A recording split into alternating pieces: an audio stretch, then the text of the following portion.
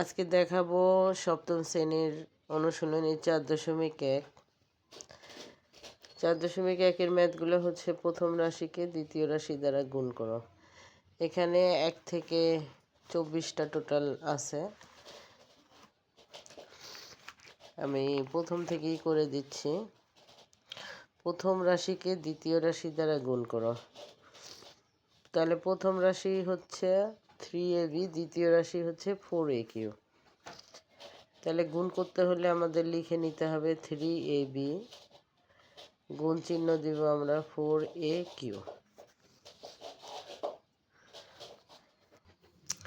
এখানে সিস্টেম হচ্ছে আগে হচ্ছে নাম্বারগুলো আলাদা করে নিতে হবে, 3 গুণ 4। এরপরে হচ্ছে লেটারগুলো আলাদা করতে হবে, এর সাথে এ গুণ করতে হবে। তাহলে এ গুণ এ কিউব গুণ হচ্ছে বি। আর বির সাথে আর বি নাই, প্রথম রাশিতে একটাই বি আছে, দ্বিতীয় রাশিতে বি নেই। এখন হচ্ছে ইসের 3 এবং 4কে গুণ করে নিতে হবে। আমরা ব্র্যাকেটে রেখে দিতে পারি আলাদা দেখানোর জন্য।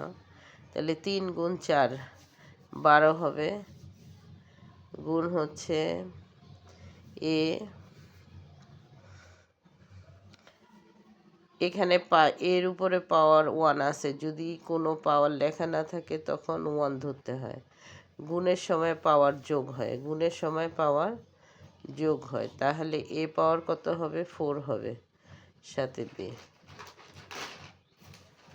12 এ পাওয়ার 4 বি।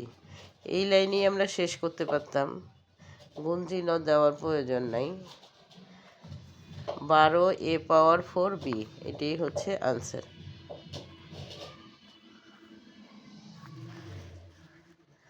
দ্বিতীয়টা হচ্ছে 5xy, আমরা মাঝখানে গুণ চিহ্ন দিব 6az। প্রথমে আমাদের করতে হবে, এখানে 5 গুণ 6 দিব, তারপরে এ লিখব সিরিয়ালি x y z। 5 গুণ 6 30 হবে,